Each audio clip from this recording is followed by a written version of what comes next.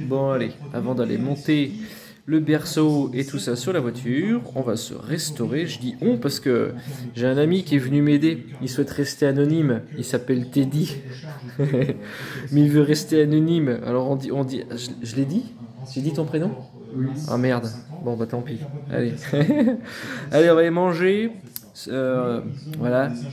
Sous les yeux de cette 306 Le Mans. Cette brochure d'origine avec monogramme d'origine. Voilà. Des pièces rescapées d'une Le Mans que j'ai sauvées. Voilà. Allez, je vous reprends juste après. Il est ingrat ce chat. Il préfère aller avec les invités plutôt que moi. Saloperie. Bah. Hein? Bon, on va faire de la mécanique, nous? Ouais, enfin, je compte sur Teddy pour qu'on fasse du travail de qualité, parce que moi, je sais pas. Je peux pas garantir la qualité de mon travail avec ce que j'ai ingurgité. Non, blague à part, bon, bah, allez, on va descendre tout ça.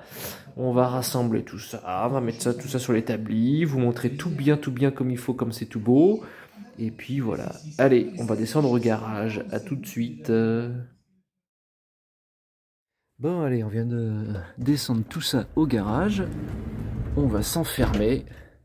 Je vais faire un peu le tri là sur l'établi. Et puis je vais disposer tout ça pour que vous puissiez bien voir. Hein? On a pris des bières? Non, il fallait pas les montrer. Non, non. Allez, bon, allez, on va faire un petit peu de ménage et je vous reprends juste après.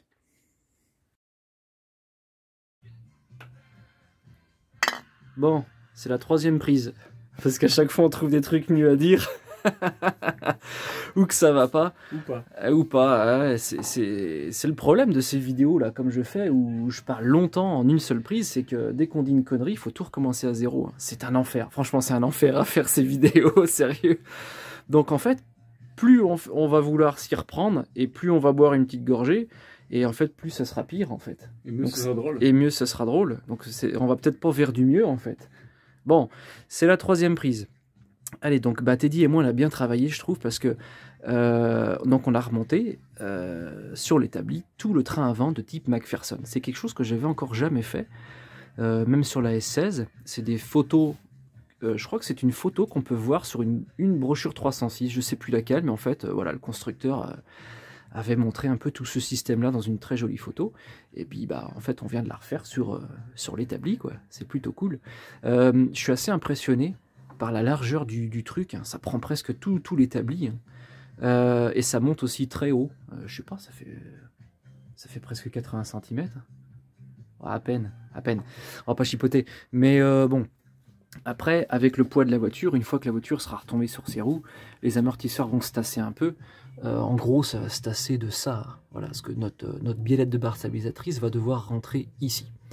Je parle de la biellette barre stabilisatrice, ça fait un très bon, c'est un très bon moyen d'embrayer, hein, on peut le dire, hein, même si on n'est pas sur l'embrayage, pour parler de la barre stabilisatrice. Et en fait, on se rend bien compte qu'une fois que nos biellettes de barre stabilisatrice sont reliées aux amortisseurs, et ben en fait tout ce système-là, enfin tout, voilà, amortisseur gauche, biellette de barre stabilisatrice, re-biellette de barre et amortisseur droite, bah, tout ça ne forme plus qu'un, voilà, pour travailler comme je l'avais expliqué la dernière fois. Hein. C'est-à-dire que quand ça se compresse d'un côté, bah, ça tire de l'autre, et puis bah, ce qui éponge en fait tout cet effort, et bah, c'est notre barre stabilisatrice. Voilà. Elle est là pour aider, soulager, voilà, la pression qui peut s'exercer sur un amortisseur ou l'autre lorsqu'on est en virage, lorsque la voiture est en appui. Voilà, très bon système.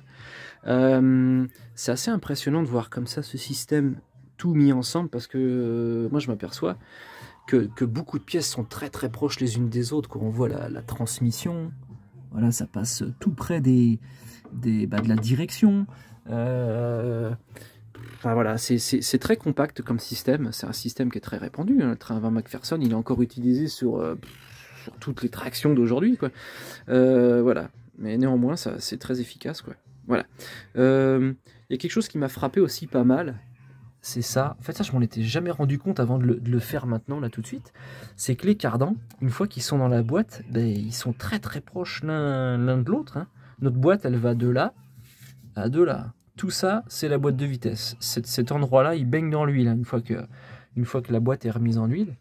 Donc je pensais pas que ça passait, enfin que c'était aussi proche les uns des autres comme ça. Voilà, c'est plutôt une vue intéressante. Je resterai bien plus longtemps devant comme ça pour admirer le travail accompli déjà. Parce que ça a été beaucoup de boulot de refaire tout ça à neuf. Donc je suis plutôt content. Tu voulais dire quelque chose, Tony? Tu voulais tout monter d'un coup aussi. Je voulais tout monter d'un coup. Ah ouais, mais on n'est pas à l'usine ici.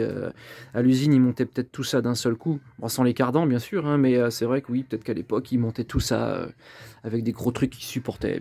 Ils montaient tout ça par le dessous de la voiture et hop, 2-3 opérateurs s'occupaient de visser tout ça. Mais bon, là, on n'est pas à l'usine. Nous ne sommes pas des opérateurs de chez PSA. Donc on va redémonter tout ça, donc on va enlever les fusées, amortisseurs, cardans, et puis on va présenter le berceau avec la barre stabilisatrice dans un premier temps par le dessous de la voiture, puis on remontera le reste après, donc amortisseurs, fusées, cardans. Voilà, allez, j'espère que ça vous aura plu cette vue-là, en tout cas moi j'adore. Et puis bah, je vais couper, et puis je vous reprends juste après, hein. On va se mettre au travail. Hein. Allez, c'est parti.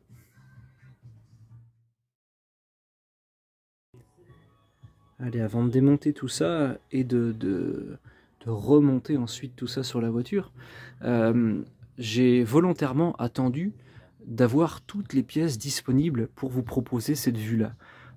J'aurais pu remonter déjà sur la voiture le berceau, un amortisseur avec la fusée qui était déjà prête, mais je tenais vraiment à avoir tout de dispo et de prêt pour pouvoir remonter tout ça à blanc comme ça et voir ce système McPherson complet comme ça sous les yeux, quoi. Pas le voir sur la voiture, mais le voir posé comme ça sur l'établi.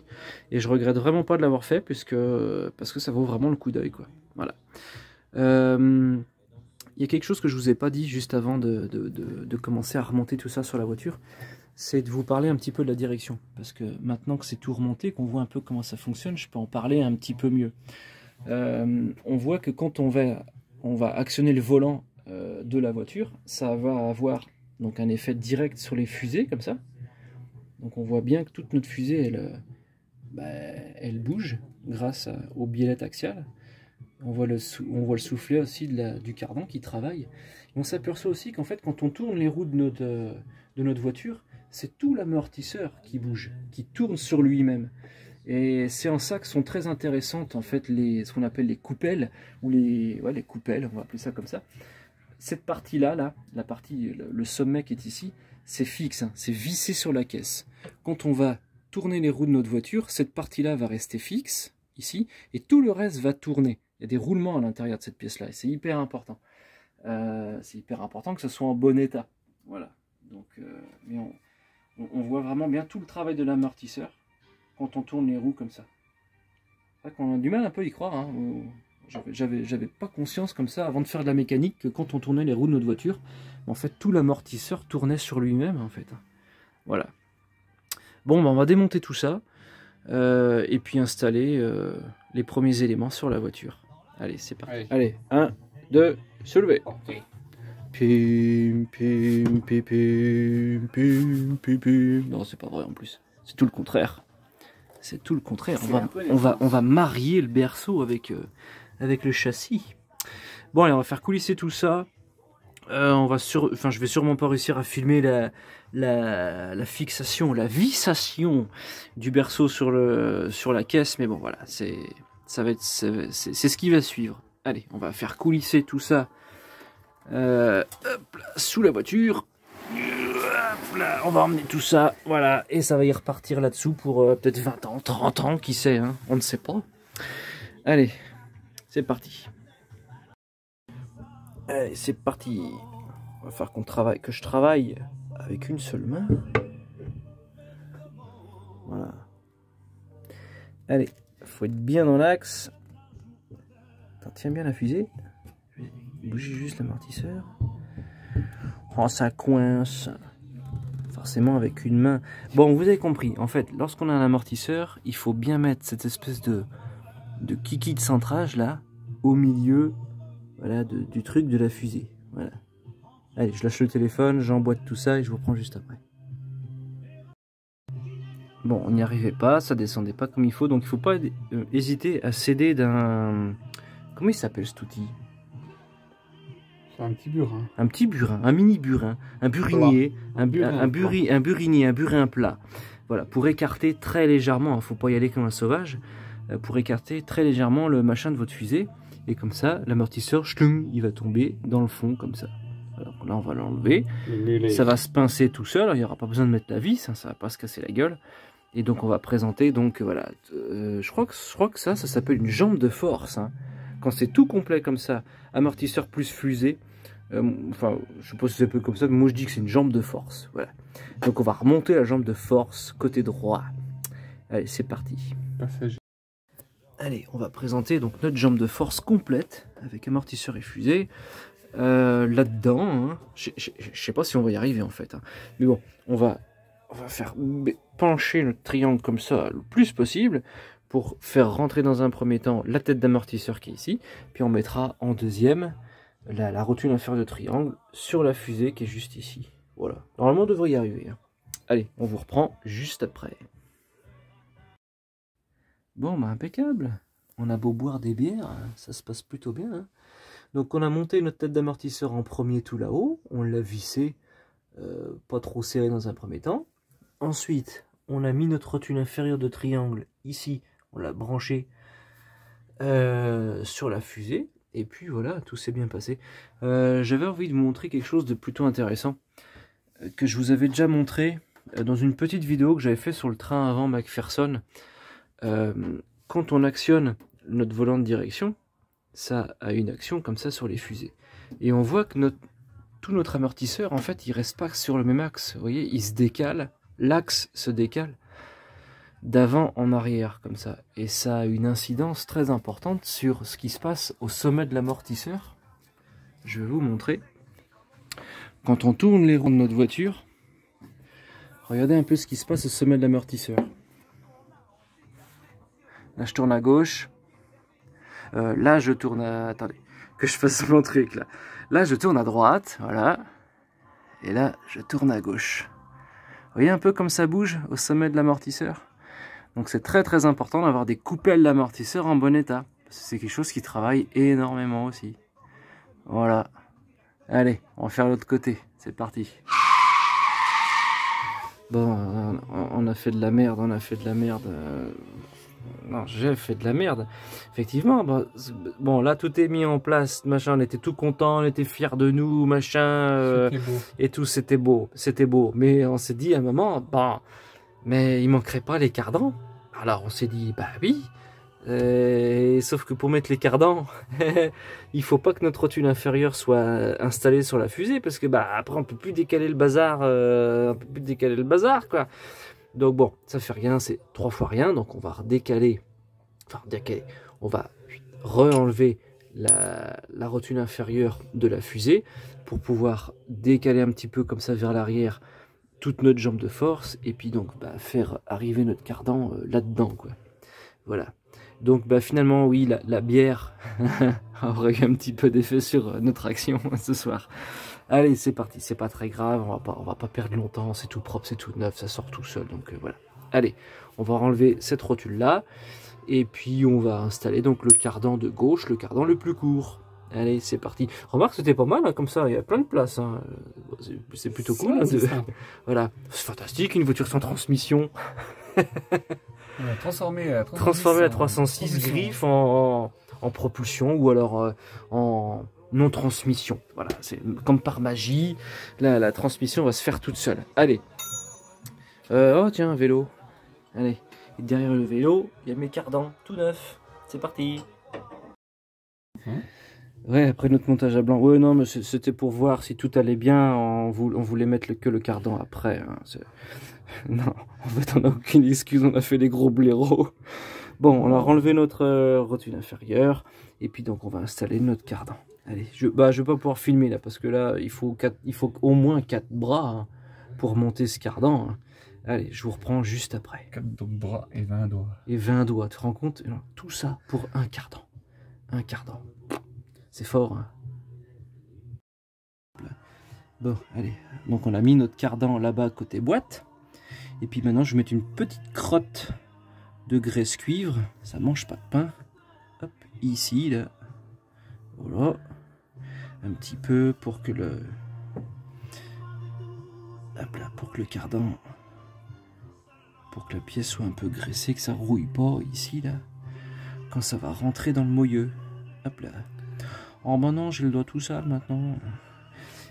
J'ai mis mon doigt où il fallait pas. Allez.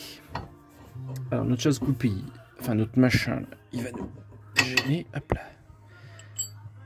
Voilà, on va tirer un peu notre jambe de force vers nous. Il va falloir que je descende mon triangle en même temps. Et un triple action. Ben, on n'était pas trop de deux, hein, en fait. Hein. Voilà. Vas-y, tu peux relâcher un petit peu. Voilà, Voilà. On voit la tête, on voit la tête. Poussez, madame, poussez. Ah, ça y est, il est sorti. C'était une petite fille. Non, un petit cardan, c'est un petit garçon. C'est un petit garçon, il est tout mignon. Allez, on va remettre notre rotule inférieure maintenant. Hein. Hop là. Allez, on vous reprend juste après. Bon, bah voilà, notre cardan est installé. On n'aura pas perdu beaucoup de temps. Allez, 5 minutes grand max. Donc, on va passer à l'autre côté maintenant. Ça va être un petit peu plus compliqué. Pas que ce soit compliqué, mais c'est vrai qu'il est un petit peu plus long. Donc, ça demande un petit peu plus de précaution. Allez, bon, on s'installe de l'autre côté et puis on continue notre installation. Allez, c'est parti. Regarde, tu veux un oreiller? Non, t'es bien là? Ça va. Ça va? Bon. Un tapis. T'as un tapis. Je crois que c'est un tapis de 206. Allez, on va installer le deuxième cardan. Il y a quelque chose qui est spécial sur le deuxième cardan, celui de droite, c'est qu'il est plus long. Forcément, puisque la boîte, elle est tout à gauche. Donc, il faut qu'il soit plus long, celui-là. Il y a une petite particularité, c'est que ici, il y a un palier, un roulement. Ce roulement, il va aller au bout du doigt de Teddy, là-bas, sur cette espèce de pièce que je vous avais montré l'autre jour. Voilà. Donc on va graisser un petit peu tout ça pour que ça aille tout bien. Teddy va aider le cardan sur toute cette partie là à pas racler contre le palier là-bas pour éviter de niquer la peinture. Et puis voilà, on va refaire la même chose que à gauche, ça va pas être très très compliqué. Allez, on vous reprend juste après. Bon allez, c'est tout remonté.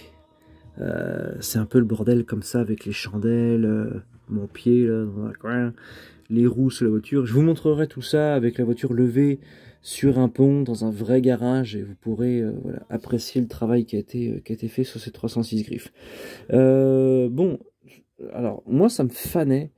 J'avais vraiment pas envie de me cogner ça tout seul, donc je suis très content d'avoir partagé ce moment avec mon ami Teddy, qui n'aura pas été trop finalement, ce qui m'aura bien aidé sur la partie remontage du berceau. Voilà, c'est plutôt chouette de retrouver, de voir cette 306 griffes avec tout son système de train avant refait à neuf, quoi. C'est chouette, c'est chouette. Voilà, allez, la bière nous aura aussi aidé à prendre ça du bon côté, avec rigolade et bonne humeur. Ça nous aura pas empêché de faire du bon travail, voilà. Donc j'espère que ça vous aura plu cette vidéo du remontage du train avant. Je vous ai pas tout montré, hein, l'ordre avec les outils, machin, tout ça. Mais bon, vous avez vu un peu ce qu'on a fait ce soir sur cette 306 griffes. C'était une étape importante que je tenais à partager avec un ami. Voilà, parce que c'est des moments importants. Le berceau, là, il va rester sur cette voiture pendant peut-être 15 ans, 20 ans ou plus si ça se trouve. Donc voilà, c'était plutôt un beau moment de le remettre comme ça sur son châssis. Et de pouvoir redonner une belle seconde vie à cette 306 griffes. Allez, et maintenant on va ranger un petit peu le garage, tout ça, on va refoutre le vélo dans une position décente, ranger un petit peu le garage vite fait, et puis on va aller se coucher surtout parce qu'il est tard, hein. Quelle heure il est là? Tu sais pas, tu vois? Qu'est-ce qu'il dit? Quelle heure il est? Oh là là, il est 1h du matin. Bon bah allez, dodo.